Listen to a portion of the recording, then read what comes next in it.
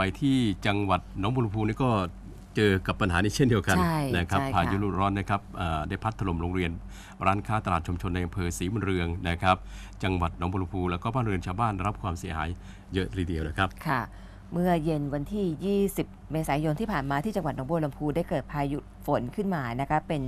ระยะเวลาประมาณ 20 นาทีที่หมู่บ้านโนนสำราญแล้วก็ที่บ้านสมสนุกตำบลนากอกอำเภอศรีบุญเรืองนะคะพายุที่เกิดขึ้นเนี่ยเป็นลักษณะของพายุหมุนสร้างความเสียหายกับอาคารเรียนของโรงเรียนบ้านโนนสำราญสมสนุกตำบลนากอกระเบียงสังกะสีด้านหน้าอาคารเรียนเนี่ยเรียกได้ว่าพังยุบไปเลยนะคะต้นไม้ในโรงเรียนหักโค่นบ้านพักครูห้องเรียนบางห้องก็ถูกแรงพายุพัดหลังคากระเบื้องและฝ้าเพดานเปิดเป็นช่องโหว่ค่ะทำให้เอกสารภายในห้องเรียนวัสดุอุปกรณ์การเรียนการสอนเสียหายซึ่งทางผู้บริหารโรงเรียนได้ประเมินความเสียหายเบื้องต้นคาดว่าจะมีความเสียหายไม่ต่ำกว่า 200,000 บาทค่ะครับนอกจากนั้นนะครับลมพายุหมุนในครั้งนี้ก็ยังทำให้ตลาดร้านค้าชุมชนของหมู่บ้านนะครับที่เพิ่งจะสร้างเสร็จใหม่ๆนะครับที่ริมถนนในหมู่บ้านเนี่ย